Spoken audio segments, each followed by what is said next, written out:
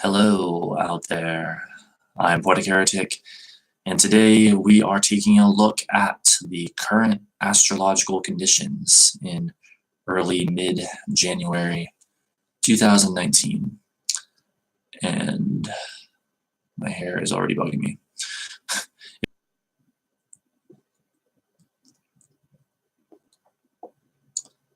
See, it's not showing up on my channel. Very strange. Yet it says I'm live.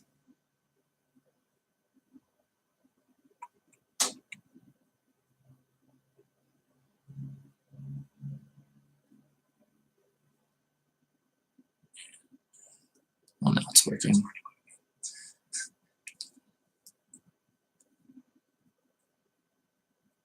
Wait, what is this shit doing? Are we live or not? Are we good to go?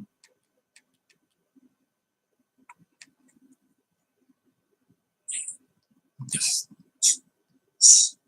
Are we live or not? Okay, I guess we are live.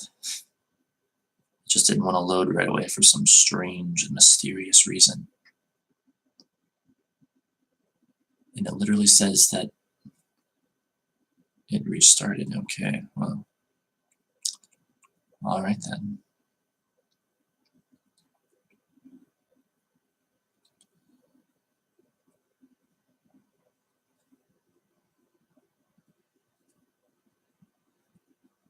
Double check this, make sure we're still live.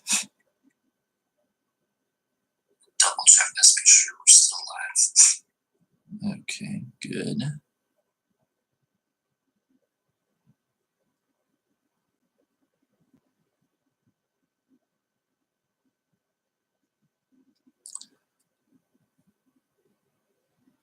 All right, so I guess now, since it got delayed or whatever, I actually have no way of knowing how far into the broadcast we actually are. So I'll just have to estimate what 5 minutes in actually is. All right then.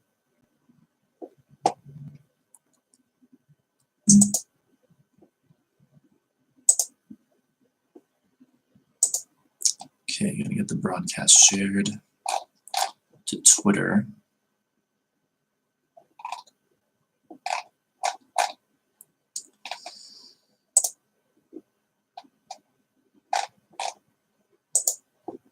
And we will begin shortly.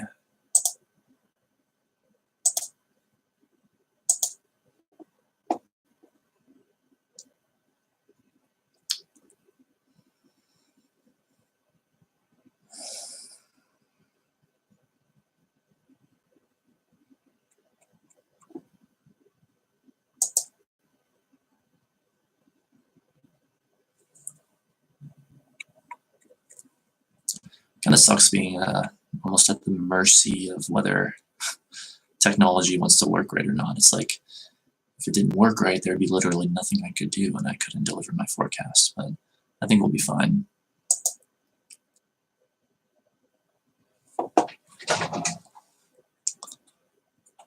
Live with an update on the astrology,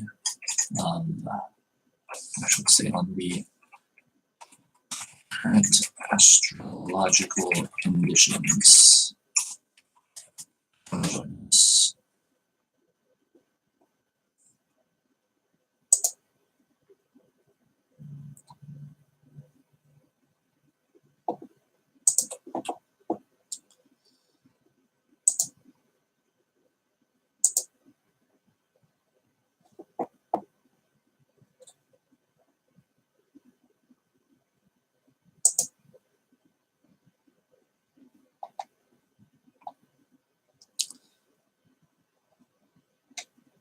Okay, that link looks good.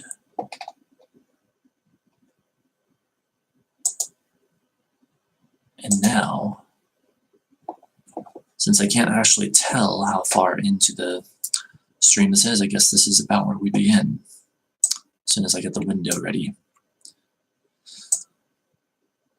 So I apologize for that, but technical difficulties, I guess I can't really do anything about. So I think we're about 5 minutes in right now, but I don't really know. But, oh well, whatever. Let's just get right into it. So, I'm indeed going to be giving, basically here's what's going to happen. I'm going to give a forecast overview of the current astrological conditions. I'm thinking I might even do this every week from now on, I'm not sure, but I'm going to do it right now for January 9th, 2019. And once I've described the overview, or maybe kind of as I go, I'm going to also note any important upcoming astrological events so people can be aware of those and the energy associated. And then if we have time, I'll even do a quick tarot reading about the current energy and also the upcoming week for people. Give us some more insight there. And also, if we have time, we'll actually look up individual aspects and transits and get even more information about them because I don't know everything. There's so much more that we can dive into. So let's just begin. Also, as I'm streaming here, when I have the astrology up, I won't be able to see my window, but I can see the chat at least. So, all right. Beginning now at 3:04 p.m., January 9th, 2019, Eastern Standard Time. Well, the moon has just entered Pisces a mere 20 or so minutes ago. So the mood has just shifted into one that is much more emotional, sensitive, intuitive, spiritual, subjective, that sort of thing. We've had a couple of recent changes, some since the last astrology stream that I did. Let's see here, hang on just a second. Yeah, since the last stream, Mercury has entered Capricorn, went from Sagittarius to Capricorn, making our thoughts much more grounded in reality and realistic and whatnot. It's currently at 7 degrees of Capricorn. Venus entered Sagittarius from her long transit through Scorpio due to a retrograde. So now we've gone from the all or nothing deep intensity of Scorpio to Sagittarius, all about imagination, idealism, and inspiration, and going far and stuff like that. And so Venus and Sagittarius, our relationships are going to be all about that sort of optimistic, inspirational energy, and hopefully we'll get more into that later. Let's see. Now Mars did just recently enter Aries, but we did mention that on the last stream because it had just happened. That would have been a week ago. So it just happened on New Year's Eve, around 10 p.m. Eastern Time, New Year's Eve. So that's a fairly new development, but it is one that we have talked about some so far. Mars in its home sign of Aries, adding a sense of impulsivity and go-getter-ness, to sort of coin a phrase, and being headstrong and taking action and being willful and wanting things now and stuff like that, adding that kind of energy to the equation. So, like, what I'm hoping to do is, if we have time to actually dive into each of these individually, Mercury, Venus, and Mars having recently changed signs and what that means for all of us. But for now, I'm just kind of giving the overview. Let's see what else. Says there's literally no one here yet. Oh well. We also have the Sun getting extremely close to a conjunction with Pluto that perfects, let us just see here, on January 11th at 6:38 a.m. Eastern Time. And so that's fairly powerful. That happens about once a year, technically a little bit less than once a year. And that puts a strong spotlight on everything from our unconscious and unconscious drives and biological drives to power and power dynamics, all or nothing. Anything that's dark and hidden is going to be emphasized. There's going to be like a spotlight put on that in our lives. It's a great time for shadow work and stuff like that. And that is also something that I hope we can get deeper into as we go. Let's see, what else do we have here? The moon is currently squaring Venus, so there is some tension between our emotions and our likes and dislikes. Difficulty in perhaps getting things that we want or getting things that we like. Our emotions being a bit out of sync in that area. But it is Venus, so there's also an opportunity here to go a bit farther and get what we want. And then the moon's also sextile to Uranus currently, so freedom and individuality being emphasized at this time. So I'm not going to get too deep into what the moon's doing though, because I want to focus on these other developments here. Other than that, of course, Jupiter remains in its home sign of Sagittarius. Saturn remains in its home sign of Capricorn. These sorts of things that we've already talked about in previous streams, we don't need to go back over. Let's see what else. Saturn is slowly but surely inching ever more towards its sextile with Neptune. And that doesn't perfect until the very last day of the month. And so right now, it might seem to people like the dream is about to become real. And yet, we're not quite there yet. The dream won't actually become real, the dream being Neptune and the real being Saturn, until the end of the month.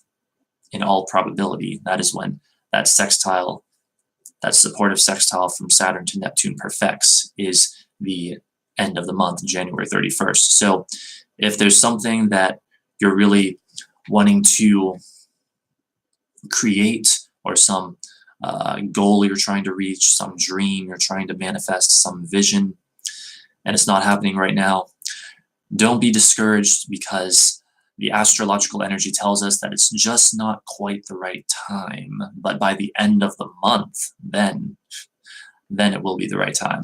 So don't feel despair if what you're trying to create isn't happening or isn't quite working out right now. It's not the right time yet, but it will be very soon. All right, so I'm going to check on the stream real quick before we continue, since we had some technical difficulties earlier. Make sure everything's still working right. Okay, I guess it is. All right, so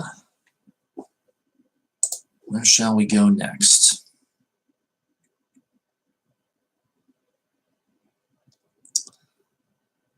Well, what I've gone over thus far is pretty much the overview of the energy. I am going to pull up one other thing, though, to make sure I'm not missing anything, just real quick, and go over it. Of course, we have this sesquisquare, it's called, between Jupiter and Uranus. That's like a square and a half, basically. So a square is 90 degrees, a sesquisquare is 135 degrees, and that's what we have with Jupiter and Uranus right now. And so there's a sort of uncomfortable emphasis being placed on, oh, how do I say this? Everything from insights and revelations to unpredictability, rebellion, individuality. There's this like uncomfortable emphasis being placed on it, and yet it's Jupiter, and so there's like still going to be great opportunity for expansion and development in that area. You know, again, of insights, revelations, rebellion, individuality, freedom. these sorts of things. So that's going on right now. What else? Venus is getting closer and closer to a trine with Mars, which is going to be a very harmonious thing, and hopefully we can get into later. That doesn't perfect for a number of days yet, but that sort of harmony between the masculine and the feminine is getting more and more into alignment currently, and so we might see more peace between parties that are normally opposing or maybe aren't always in agreement, are more likely to get along in the coming days, and so that's some positive news. Let's see, anything else? Venus is also in something of a half square with the sun, and so there could be some discomfort there, you know, some maybe even sort of forced social interaction or like forced situations that involve socializing or social activity that we're not exactly hating or extremely opposed to. It's just that we're not completely comfortable in either. Almost like this live stream right now from the technical difficulties I had earlier. So funny thing that. Let's see, anything else? No, that's about the most relevant stuff right now. And we can get into more of it here in just a moment. Does anyone watching have any comments or questions on the current astrology?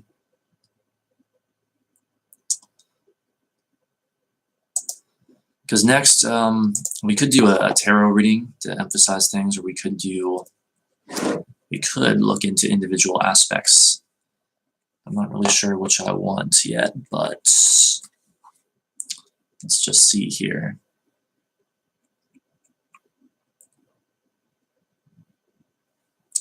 I think we'll look up individual aspects for a deeper look into the current conditions. So we're going to start with Mercury in Capricorn. Since literally Mercury, Venus, and Mars all just recently changed signs, I would like to look at all three of those planets, and you might as well start with the innermost planet and work our way outwards. So we'll start with Mercury in Capricorn.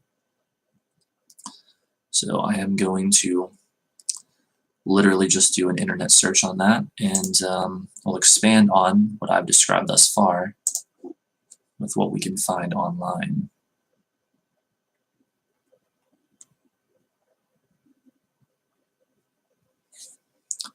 So give me just a moment while I pull that up.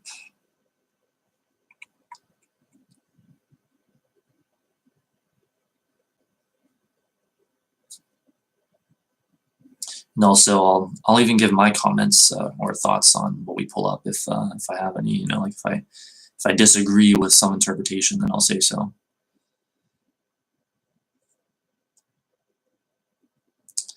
All right, so this is astrosage.com. Mercury transit in Capricorn. And it gives the date January 28th, 2018. I guess that's how long it's going to be in Capricorn. Let us just see. Or no, this is from last year. I'm still stuck in 2018. But anyway, it doesn't really matter because the energy is what matters. So let us read this and see what we've got. Mercury, the planet of intellect and communication, endows humans with prosperity, success, and happiness. A person having special favor from this planet is a quick thinker, strongly determined, and an opinionated being. Its transit in Capricorn makes the natives of this zodiac powerful, practical, and efficient. Being the natural benefactor of speech and intelligence, Mercury offers agile mind and memory to the natives of Capricorn. It also brings a methodical and rational spin to their thought processes as well as their interactions. Okay, well, I would say, though, it's not just going to apply to Capricorns, like myself. It's going to apply to everyone, but yes, that does make sense that Capricorns in particular will be affected by Mercury in Capricorn. Let's see, that's not relevant. It's just giving individual signs. We're not going to get into that. Let's see what else we can find. cafeastrology.com has some information. Yeah, Mercury in Capricorn is just going to make all of our thought processes for everyone of every sign more practical, more earthy, more reality-based, more logical. Let's see what this site has to say. When Mercury is in Capricorn, our thinking is methodical and our focus is sober and practical. It is easier to concentrate on the task at hand under this influence. Our conversations may be quite realistic or focused on business/practical matters. Our thought patterns and communication styles become more logical, orderly, and organized.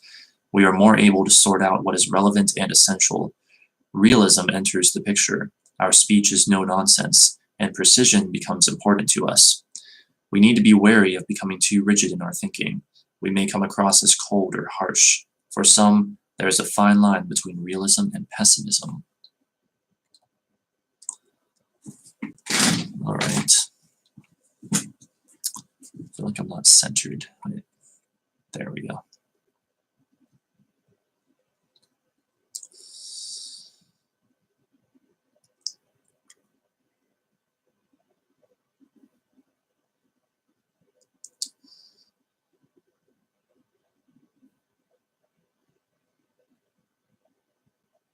rubyslipper.ca is the next in the search results.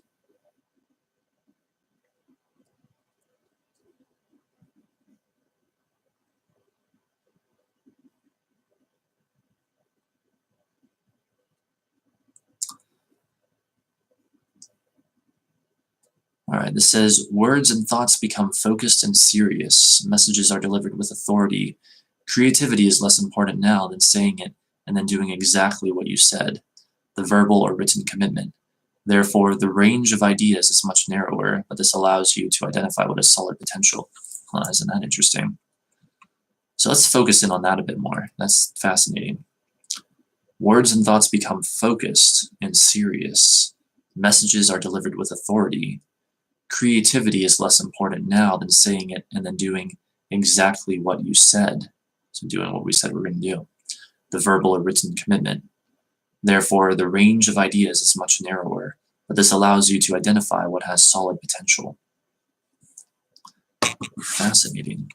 Now let's just see real quick how long this transit is going to last at this time, because Mercury moves fast most of the time. And it enters Aquarius on, just like practically right at midnight. Where is it? Well, on January 23rd or 24th, depending on where you're located in the world. In Eastern time, it's like right after midnight on January 24th. So the night of January 23rd. So yeah, between now and the 23rd, 24th, we've got this Mercury and Capricorn energy giving this seriousness and solidity and focused, practical energy to our thought processes and our communication. And remember, this affects everyone, not just those born under the sign of Capricorn, as suggested by a previous article, though it will probably affect those in Capricorn more.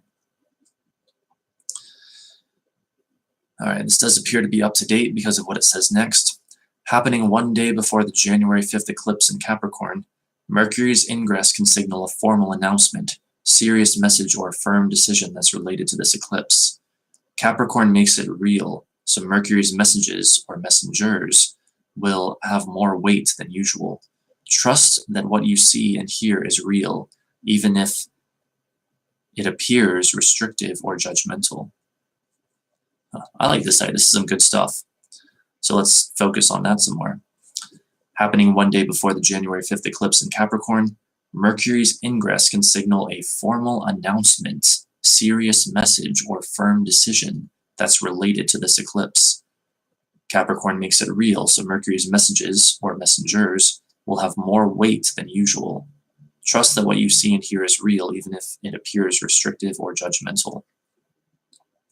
And let us remember that an eclipse, astrologically, is a moment in time where anything can happen. But actually, it's more than a moment in time, because the actual event relating to an eclipse can happen up to 6 months before or 6 months after the actual eclipse. So let us consider that as well. All right. I'm just going to check on the status of the stream real quick.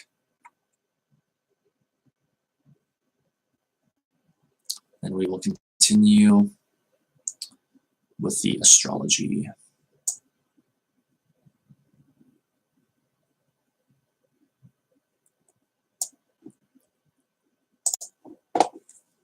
Okay.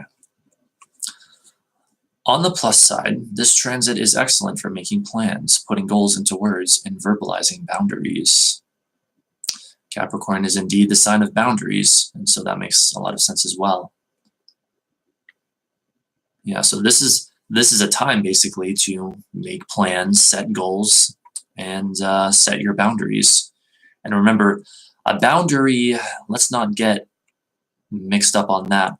A boundary should not be something that pushes someone away. A boundary is simply a preference. You know, it's like, I prefer this, you prefer that. That's a boundary. So let's not look at boundaries as like saying we need to close ourselves off or something. That can be a mistake that I think people can make.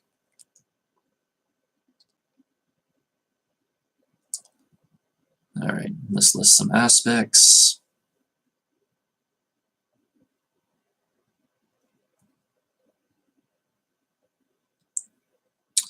All right, well, I think we're pretty clear now on Mercury in Capricorn. Some interesting stuff, giving us some deeper insight into the astrology. And so now, with the next planet, Venus, recent entry into Sagittarius, let's take a look at that. Let's get even deeper into that energy.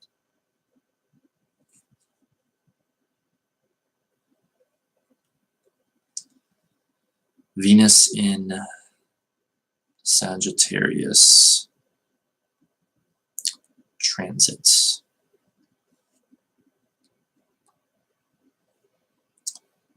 Right, Cafe Astrology is the first result. Let's take a look at them. cafeastrology.com.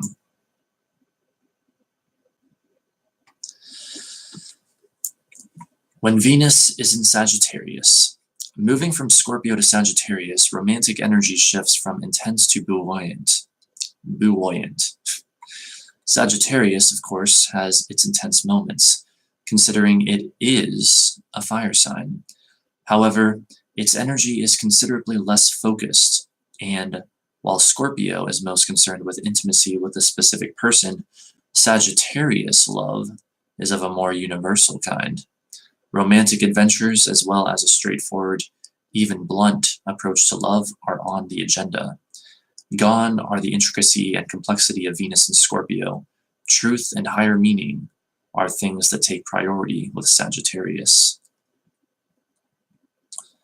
All right, romantic adventures, as well as a straightforward, even blunt approach to love, are on the agenda with Venus in Sagittarius.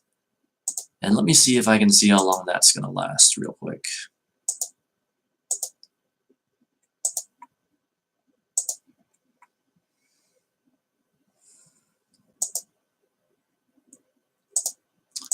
Until February 3rd. That is when it will go from Sagittarius to Capricorn.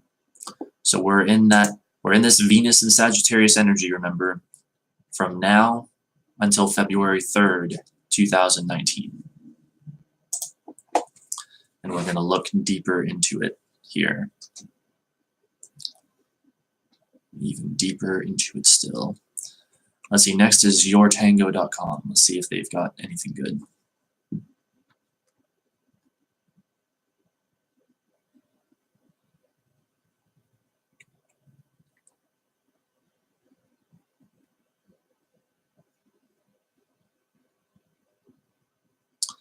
All right, and this is a modern article. Excellent. Okay, cool.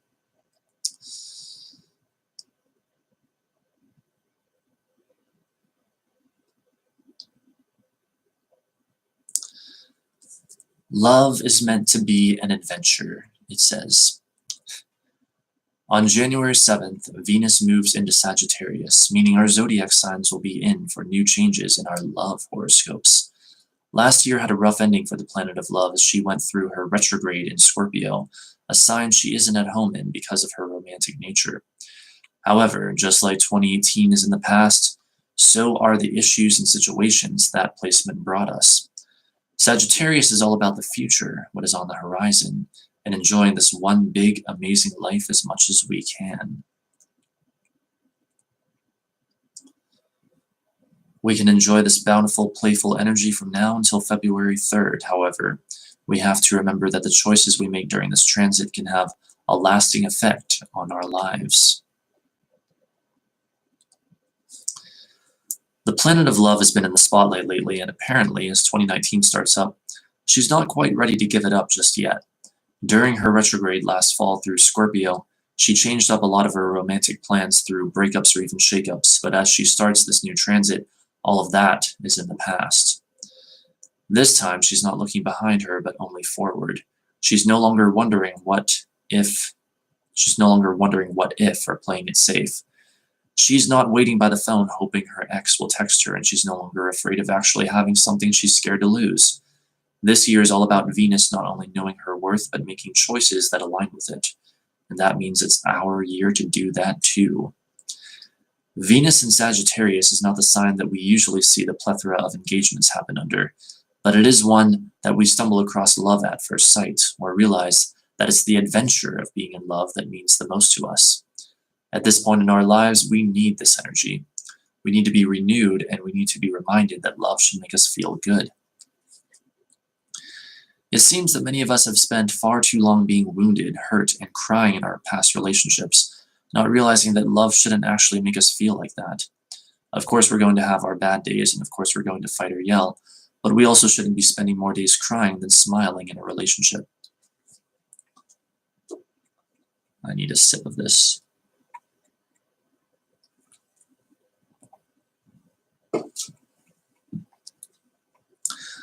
This year, we're done with all of this, and while things went down in our romantic lives different than we had thought they would, no longer are we sitting around crying and wishing they didn't.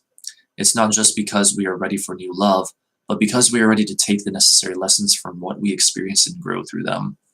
Hang on a second. So I just had a realization. I think that I'm not getting viewers today because something about the title of this live stream is turning them away. I need to make it a little more enticing. And no, I refuse to give into the, what's the word? The degradation of clickbait. But I will try to make it a little more exciting. Or at least a little more, I don't know, appealing in some way. What should we call it?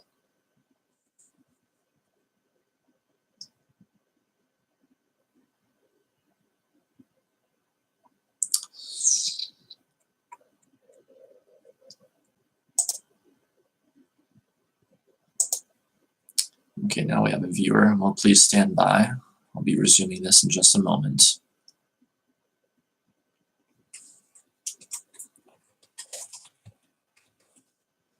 Call it the astrological forecast, since I think people are usually quite interested in that. Okay, so we're just going over Venus and Sagittarius here and looking deeper into it by looking up information about it. And let us resume. This year, we're done with all of this, and while things went down in our romantic lives different than we had thought they would, no longer are we sitting around crying and wishing they didn't. It's not just because we are ready for new love, but because we are ready to take the necessary lessons from what we experienced and grow through them. Now the entire next paragraph is in bold. Many of us have felt a perspective switch during the last few weeks of December in which we could see the universe testing us with bringing back similar situations or even partners, almost challenging us to see if we'd keep repeating the same patterns or if we've grown. The good news is that we didn't fall for it. Now we're back to regular text. We really have come as far, and the hell's this sentence saying? We really have come as far, and now we are ready to move forward. Not because we're just blaming our ex, but because we took responsibility for our role and actions in the relationship. Now we are focused on enjoying love, on not settling, and living our lives for ourselves. Sagittarius loves life. He wants to experience all of it and leave no stone unturned in his pursuit of discovering the secret of happiness or the greater meaning of existence. This sign is a natural philosopher, which will be wonderful for us because we will be able to take the lessons we've learned and see the bigger picture, the greater reason things had to occur in the way in which they did. We will be less likely to hold on to grudges and more likely to want to embrace life in whatever the next chapter holds. So this might also mean, kind of in light of what we saw with Mercury and Capricorn, that with it being Venus and Sagittarius, those who are born under the sign of Sagittarius might be extra benefited from this because it's Venus, the planet that conveys blessings of all kinds. But remember also, though, on the flip side of that, this is affecting all of us, everyone of every sign. So let's see here. Sagittarius loves adventure, travel, education, and new experience, so expect this to translate to your love lives for the next month or so. Even though many of us are in the throes of winter, expect to want to do something different. Plan a trip, try that new belly dancing class, download a new dating app, and see what else is out there besides everything else you've already experienced. While this transit factors in single folks, it doesn't mean that those in relationship or marital bliss are exempt. While those who are unattached may enjoy this transit more because it brings greater opportunity for new love and romance into the picture, it also means that it can spice up even the longest of relationships as well. We don't have to accept anything as the status quo. So if we feel like we need a change in our relationship, to do something different or to experience something new together, we need to grasp a hold of it. It's interesting because as for my life, I don't know if this is necessarily directly related, but it seems like ever since Venus entered Sagittarius, I have found myself placing a particular emphasis on being authentic in relationships.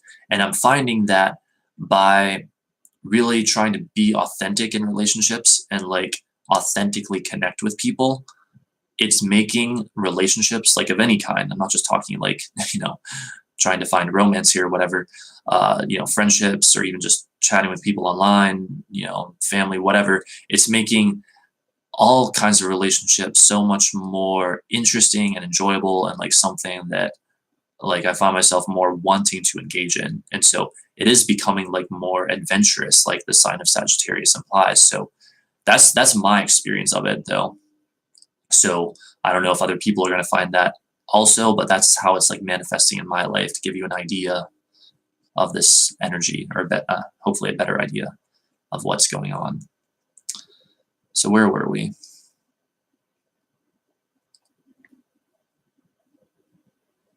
Okay. Sagittarius doesn't like routine. This is in bold as well. And while at times that can be of detriment, during this transit, it's really about remembering that all of this is supposed to be fun. Life is supposed to be fun. Love is supposed to be fun. And if it's not, we have to ask ourselves why. So life and love in italics there. While Venus and Sagittarius will be affecting us in a positive light, there are those that this transit might push to the edge because this planet won't let us get by with, we're just doing okay, or this is how all relationships are after a certain period of time. Which to that I say good. I think, well, we'll get into it later maybe. Sag calls our bluff on all of these ideals, not because he's here to cause trouble, but because he wants us to live this one amazing life as incredible as we can. But we can't do that if we're holding ourselves back. Love is supposed to be an adventure, not something we just settle for.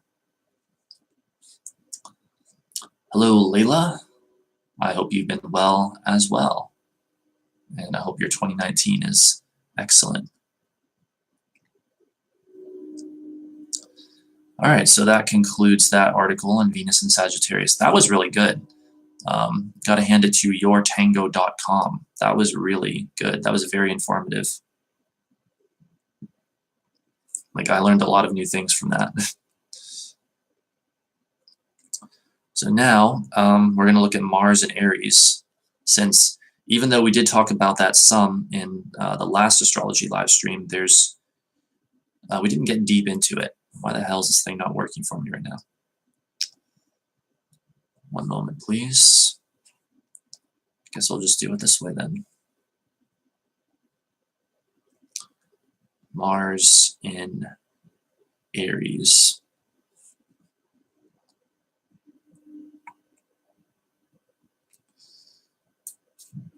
Let me type in transit so we make sure we get the right information.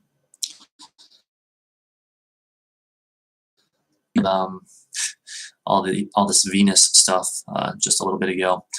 I'm finally, after all these years, hold on to your hats, getting a new freaking office chair, and it's going to arrive tomorrow. It's going to arrive one day early than I originally thought it would. Like, I've literally been needing one for years. So I don't know if that's a Venus and Sagittarius thing or just my life improving thing, but I'm personally very excited about that. And I'm also planning on getting other things soon to enhance these live streams, both for myself and for my viewers. Capricorn season, has your birthday passed? Yes, it has. It was 4 days ago, January 5th. Right in the heart, cafeastrology.com and their information on the Mars in Aries transit. And again, this started on New Year's Eve. And let me just see real quick how long it will last. It's going to last until about February, where is it? February 14th, Valentine's Day, funny enough. On Valentine's Day, Mars will move from Aries to Taurus. So between now and February 14th, we'll have this Mars and Aries energy that we are about to dive into. Happy birthday. Thank you so much. Thank you. It was a really great birthday this year. And I also got this bracelet with the sign of Capricorn on it, speaking of Capricorn. It's a little hard to get it to focus on stream, but all right, so anyway, when Mars is in Aries, Mars feels at home in one of the signs that it rules, Aries, and therefore its power is boosted. Our energy is spontaneous, forward-looking, and even courageous under this influence. Our competitive spirit is well developed, and our goal is to win.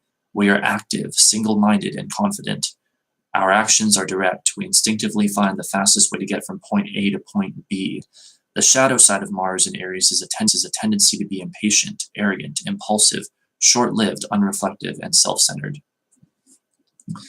So I'd say that's a good overview of Mars in Aries. Yeah. And remember, again, this won't just be affecting those born under the sign of Aries. This will be affecting everyone, though those who are born under the sign of Aries may feel a particularly strong influence from it.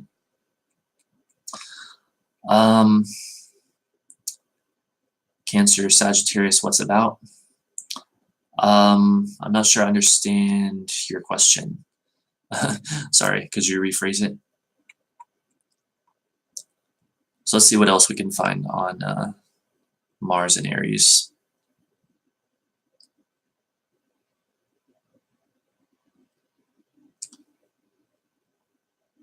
See, Ruby Slipper Astrology has an article on it, it looks like. And this is from 2017, but the same thing applies. So let's see here.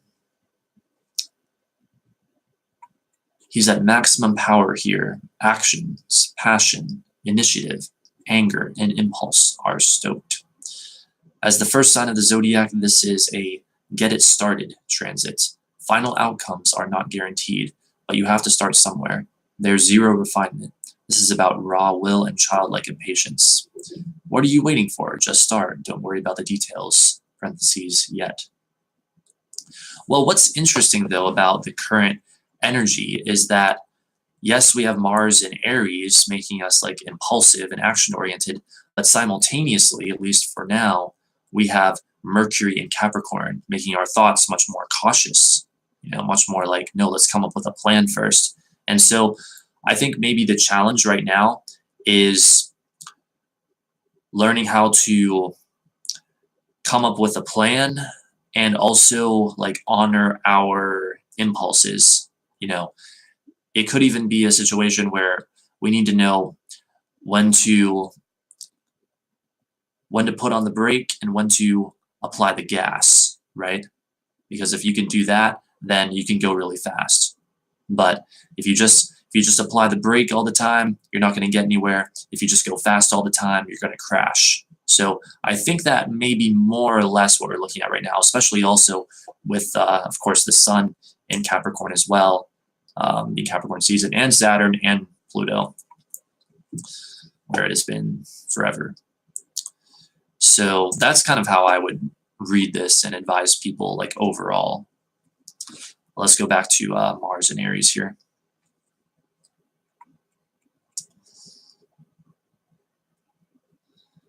So it says the area of your life described by the house or houses Aries occupies is where you can take action. And then it says push the issue, fight for yourself or someone else, pursue something, launch your project / job search / exercise regime. So yeah, you can take that information and look at your own charts. And remember though, there's different house systems, there's the house system known as Placidus, which is based on your ascendant or rising sign. There's also a house system where you just use your sun sign. So like, say for me, I'm a Capricorn, so that Capricorn would be my first house, and then Aquarius would be my second, Pisces my third, and so forth. There's different house systems and different opinions on which ones work best. So my advice is to try out the ones that you think you might like or might be beneficial to you, the ones you're drawn to. Placidus is probably the most popular, and go from there. This is a physical transit. You may not be pumping iron or kicking ass, but you have to do something to make the most of it, even if that just means sending out the email you've been putting off. And if a background house, like the 12th or 8th, is activated, you need to look at what's simmering underneath, what actions are hidden, what anger is buried, what initiatives are not quite ready. So I would say this is a time where, how do I even put this accurately? Much of the time in life, it's not a good idea to try to force things or try to like force action. Most of the time, I would say this idea of motivation is just not a good idea, or trying to like force yourself into action. But I will say, when we have astrological conditions like this particular one with Mars and Aries, this would be an exception to that general rule. This is, I believe, a good time to sort of push yourself to take actions that maybe you're not completely comfortable taking, but you need to take for some reason. This would be a time to get motivated, to fight hard. Mars is the warrior planet and home sign of Aries. So this would be a time until February 14th to fight, to push, to take action, which is something you normally won't hear me advise. Normally my advice is don't take action until you're sure that you're ready to take action, but this would be kind of an exception to that. Unless you really, really, really feel a lot of resistance to it, I would say. Okay, where were we?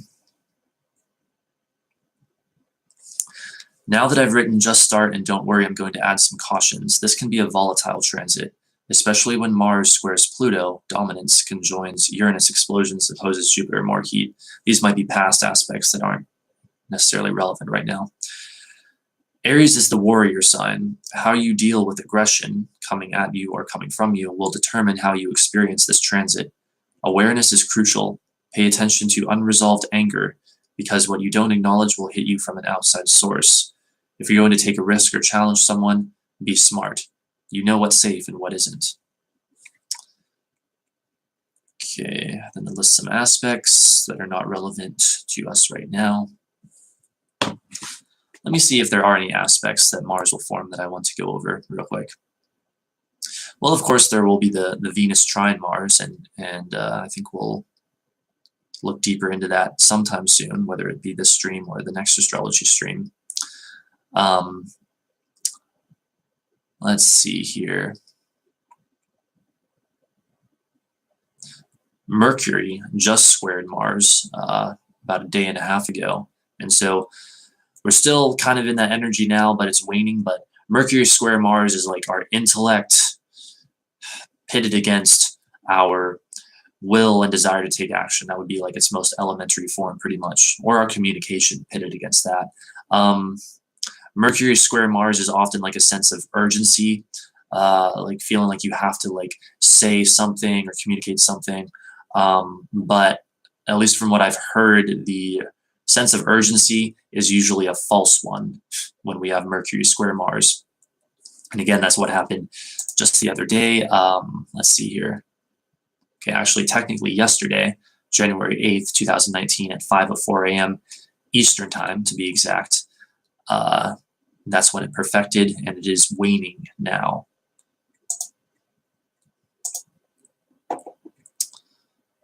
All right, so there's that, and what else?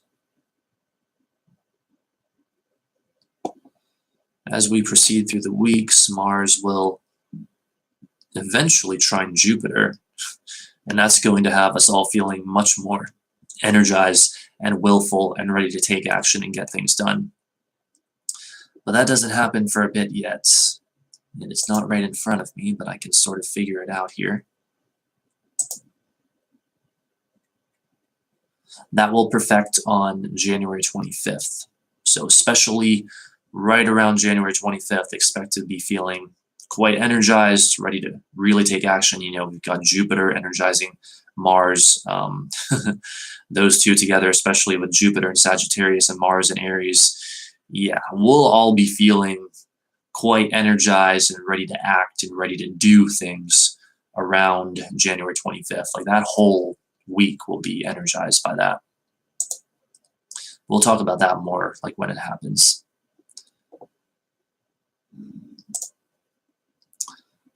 All right, other than that, I'm just going to form some aspects to planets in Capricorn. I don't know how much time we should really spend on Mars and Aries, even though there is a lot to say here. Mars will square Saturn on January 21st. Well, I'm really intending this stream to be much more about like what's happening currently and kind of in the next week. So I think we'll save these other aspects for subsequent weeks, unless there's like a really big one that I feel like I have to mention. Can't wait to be energized. I know the feeling. All right, so we've gone over Mars and Aries quite thoroughly. And let's just see, is there anything else we should talk about before we move on? I definitely want to talk about the Sun conjunct Pluto on January 11th at 6:38 a.m. Eastern time, because that's pretty big. So I went over that in the summary, but now we're going to look deeper into it. Again, Sun conjunct Pluto is our ego connecting with our unconscious in very basic terms. It is, look this up here. It is putting a spotlight on our unconscious, on power dynamics, on biological drives, on psychology, shadow work. It'd be a good time to do shadow work if you ask me. Let me just look this up here. Sun Pluto conjunction transits. Sun and Pluto sounds deep. Yeah, it is deep. Very deep indeed. And it only happens about once a year, technically a little bit less than once a year. All right, first up is Astrology King, astrologyking.com. Pluto conjunct Sun transits. Pluto transits herald major life-changing experiences, and this is especially so with the Pluto conjunct Sun transit. The Sun is the life force, the power, and the whole identity, and there is an 18-month period of deep and lasting change in the life direction. So this article, I can't tell if they're writing this for a pure transit or like when Pluto aligns with someone's natal sun, like aligns with their sun in the natal chart.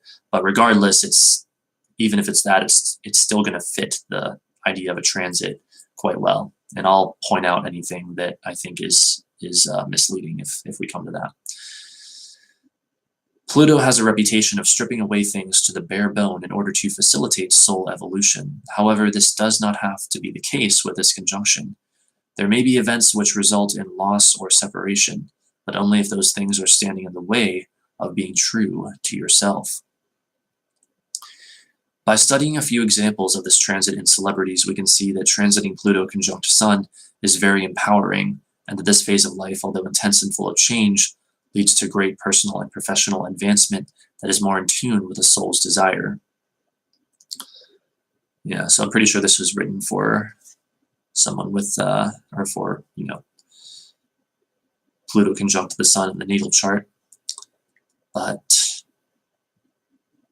let's just see here.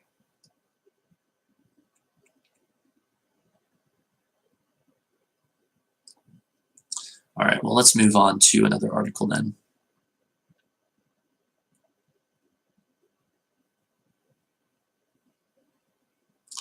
Next up is Leah Whitehorse, leahwhitehorse.com. Transits Pluto conjunct the Sun. The action of Pluto in transit can be summed up in one word: transformation. When this little powerhouse is aspecting your chart, he will make his presence known in no uncertain terms. Essentially, Pluto is concerned with empowerment. It is through his action that we let go of what is unnecessary, eliminating everything that holds us back from emanating our true inner power and growing into our true potential. All right, we're going to find something else, I think.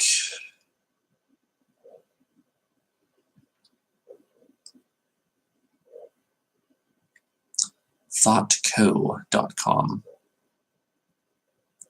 What it means when Pluto transits to the Sun. Pluto is synonymous with transformation in astrology. It's often met with trepidation since transits of Pluto tend to reach out into our own fathomless depths. The tracking aspect of Pluto forces us to go down personal rabbit holes until we're face to face with a reality or penetrating insight that changes everything. Now, let me take this moment to say that this conjunction perfects at 20 degrees and 57 minutes of Capricorn. So you can look in your own chart. If you have anything right at or around 20, 21 degrees of Capricorn, you can bet that this is going to affect you very strongly. And you can also look to see if this conjunction aspects points in your chart, which is a little harder to just describe, but very basic aspects: sextiles, squares, trines, and oppositions. If you have anything around 20 to 21 degrees of anything from Pisces to Scorpio, so Pisces, Aries, Taurus, Gemini, Cancer, Leo, Virgo, Libra, Scorpio, then you're going to be affected significantly by this Sun-Pluto conjunction. And it's, to say specifics, I'd have to look at an individual chart, but I can say that, like, if you want to figure out if you're going to be affected by this, see if you have anything around 20, 21 degrees in those signs. Those points in your chart will be activated. So let's see what else we have here. Process of elimination. It is said that we come to know ourselves through the process of eliminating who and what we're not. This kind of deep self-knowledge comes from getting in there, taking a chance, experimenting with this line of work, or committing to that relationship. Pluto quickens that process, and that sounds like a good thing. But so often, we're deeply embedded in the choices we've made. We're deeply embedded in the choices we made. They are a part of who we are, or so we think. That sentence was missing a comma. Pluto's transit to the sun is a purge of all that's excess baggage, and Pluto gets your instincts into the game. If you followed something other than your natural instincts, it's a time of paying for it, and sometimes payback is hell. What's eclipsing your ability to live out your identity in a vital way? Pluto is there to get to the bottom of it. And if your life is top-heavy with a structure that's an outgrowth of a hobbled, inhabited, or overly socially conditioned psyche, that's when the ordeal of loss begins. That ordeal can be long and drawn out if we hold on to what we've got.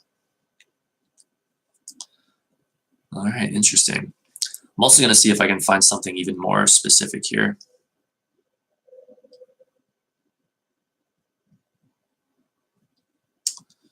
Why is Sun conjunct Pluto transit X-Files one of the suggested searches? Was there an episode of the X-Files about it or something? Sun-Pluto conjunction transit January 2019.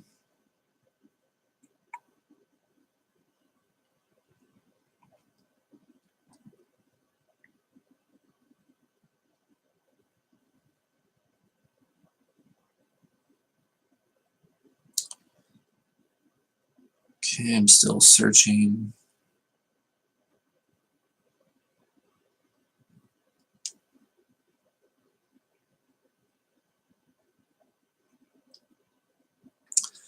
Well, this article on Astrology King appears to be written specifically for the conjunction on January 11th, and it says, Sun conjunct Pluto transit. Transiting Sun conjunct Pluto greatly increases your personal power and ability to influence the outcomes in your life. However, your increased intensity and probing nature can lead to power struggles. I think it's supposed to say lead to power struggles. You may have to deal with underhand tactics such as controlling and manipulative behavior. Paranoia is possible under this influence, but it is also possible that your enemies may be plotting against you. While such behavior on your part may lead to your undoing, you have the ability to uncover secrets and get to the bottom of any mysteries. I still think it's written for a natal chart. Damn, it's so weird how difficult